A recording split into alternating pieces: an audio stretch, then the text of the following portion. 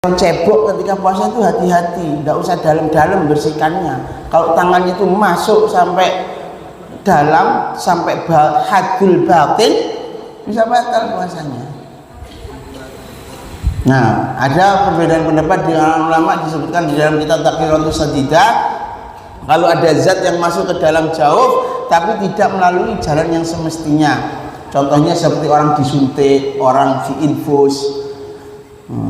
Pendapat pertama mengatakan batal puasanya secara mutlak.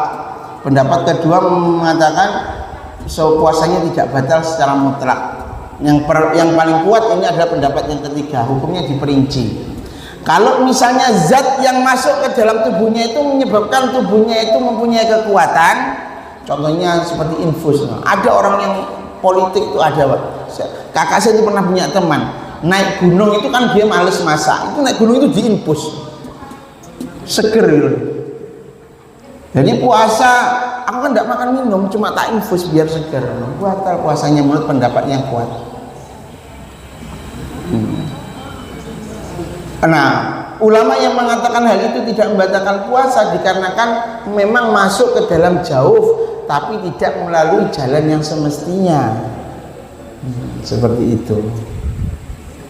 Ya. Perincian yang kedua, kalau misalnya zat yang masuk itu tidak menyebabkan badannya kuat, menyebabkan kekuatan kepada jasadnya, itu tidak batal. Seperti apa itu memasukkan obat, masukkan apa itu antibiotik dan sebagainya macamnya, itu tidak menyebabkan puasanya menjadi batal.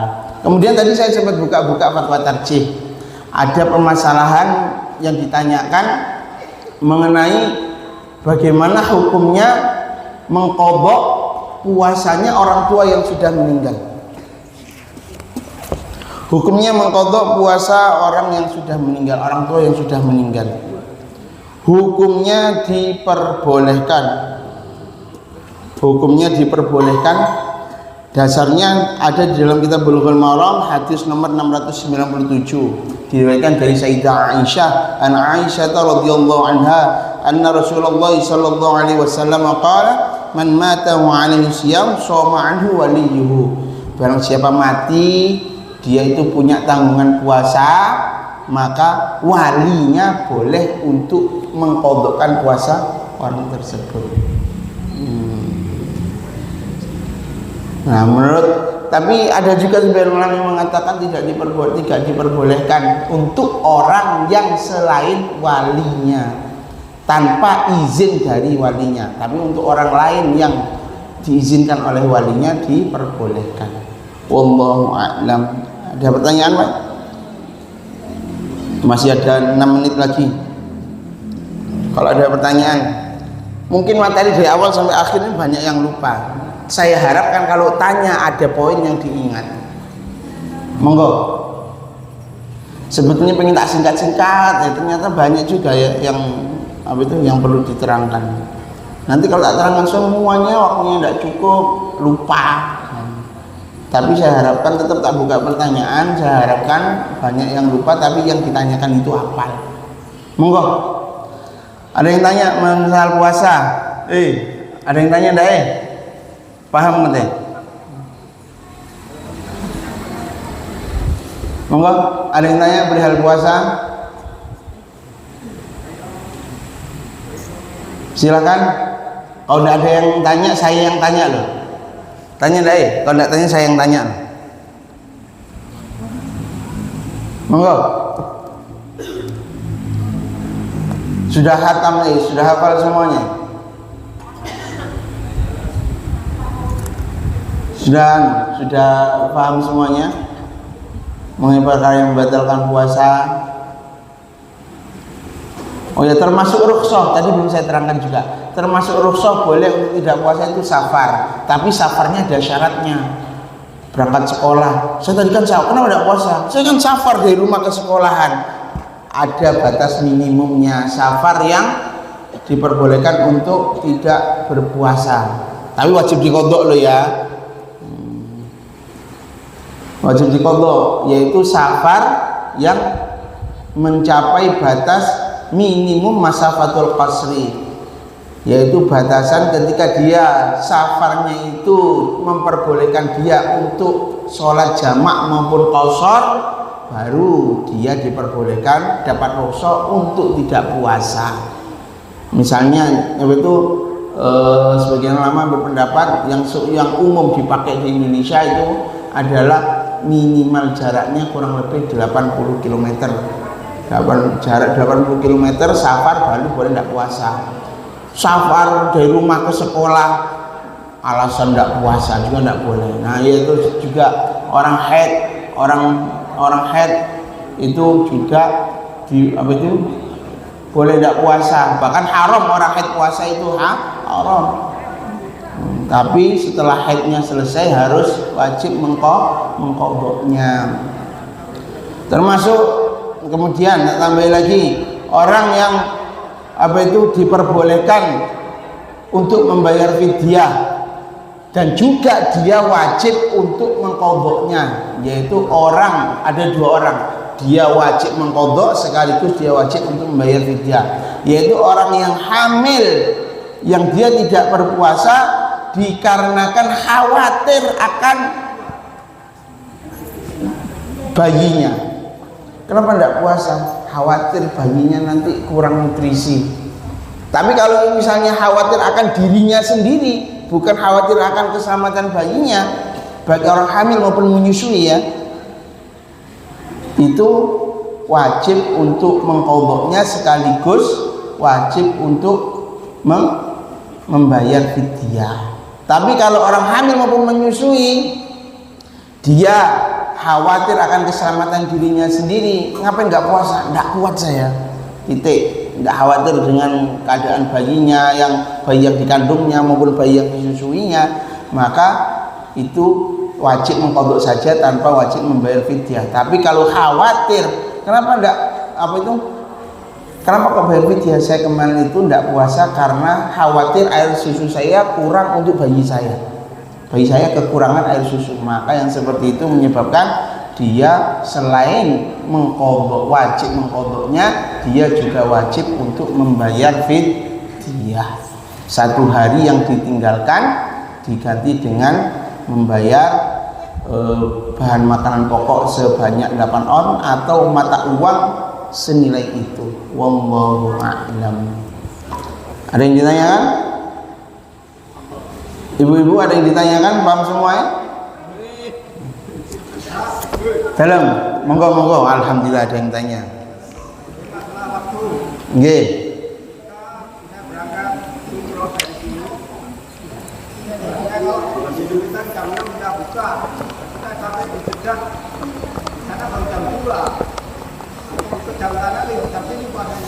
Wih, keren ini pertanyaannya. Sampai sini sahur, gitu Pak?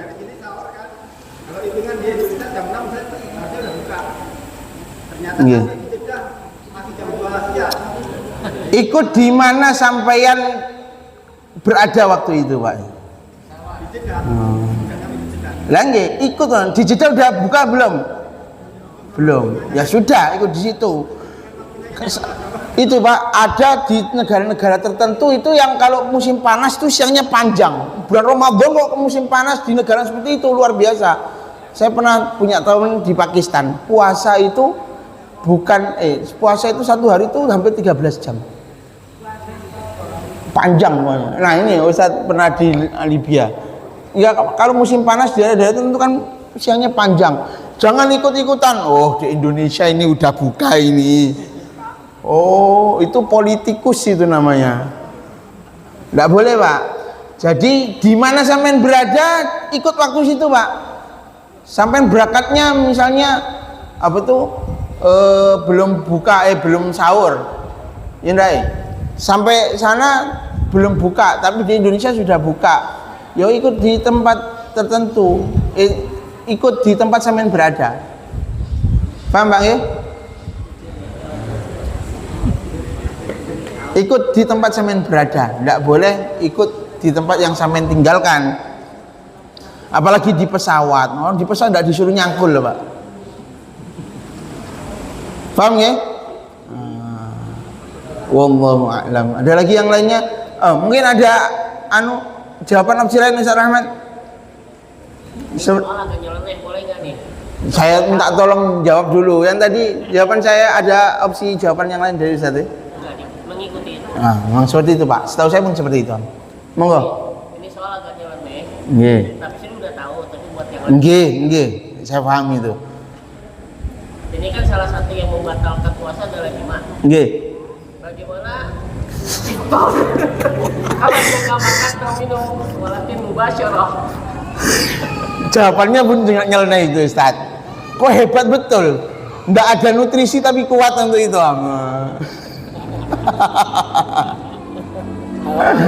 Yo, apa itu? Yang jelas puasanya batal, tapi itu disebut iftar atau enggak wallahu a'lam. Puasanya yang jelas batal. Tapi kan diperbolehkan sudah waktunya, tapi yang seperti itu dimaksud iftar atau tidak wallahu a'lam seperti itu. Jawaban Ustaz saya pun jelas seperti itu. Pernah saya tanyakan. Banyak santri itu apa itu imajinasinya itu liar. Ya, jadi jawabannya seperti itu Ustaz. Puasanya batal, tapi diperbolehkan kan secara syariat karena memang sudah waktunya. Tapi yang demikian itu disebut iftar atau tidak wallahu a'lam. Karena iftar afdolnya itu pakai kurma. Lebih afdol apa itu tingkatan afdol di bawahnya selain dengan kurma pakai air putih. Jangan jadi korban iklan sirup, Bu. Berbukalah dengan yang manis, sirup marjan, tidak masuk. Itu malah sampean bapak saya almarhum itu full 1 bulan ikut buka di masjid, tensi gulanya itu langsung naik. Hati-hati loh Pak ya, kurangi gula apalagi yang sudah umur-umur ini. Jadi tidak termasuk kesunahan afdoliyat buka puasa dengan yang manis itu kok pakai gula, karena keafdolannya itu pakai kurma. Daripada pakai teh manis lebih afdol pakai air putih, Bu. Tapi bukan berarti buka pakai sirup, pakai teh manis tidak boleh, ya boleh. Tapi kita kan ngomong masalah keafdoliannya. Bukan seperti itu Ustaz. Nggih, monggo. Satu lagi wis terakhir.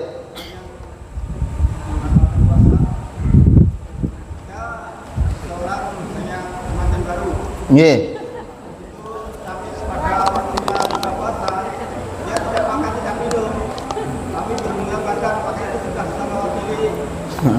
Itu pertanyaannya Ustaz Rahmat itu Profesor Rahmat sudah saja Pak. Puasanya batal, tapi saya wallahu alam tidak tahu yang demikian disebut iftar atau tidak, disebut itu buka puasa atau tidak. Tapi puasanya batal, tapi tidak perlu qadha karena itu diperbolehkan. Seperti itu Pak. Ya ditanyakan Ustaz Rahmat seperti itu. Saya pun dulu pernah tanya sama Ustaz saya, jawabannya seperti itu. Puasanya batal, tapi diperbolehkan. Tapi yang demikian wallahu a'lam termasuk iftar, termasuk buka puasa atau tidak. Wallahu a'lam. Tapi hebat pengantin itu. Kok bisa energinya habis, tidak makan, tidak minum, langsung tancap gas. Mantap. Wallahu a'lam. Mudah-mudahan kajian kita memberikan kefahaman yang baik kepada kita semuanya. Mudah-mudahan kita dikasih umur panjang sampai bertemu bulan Ramadan. Mudah-mudahan juga kita semuanya diberikan kekuatan oleh Allah Subhanahu wa taala untuk menjalani Ramadan dengan maksimal. Persiapan yang baik, kemudian niatkan untuk memanfaatkan momentum Ramadan dengan sebaik-baiknya. Wallahu a'lam. Akhirul kalam. Wabillahi taufiq wal hidayah. Wassalamualaikum warahmatullahi wabarakatuh.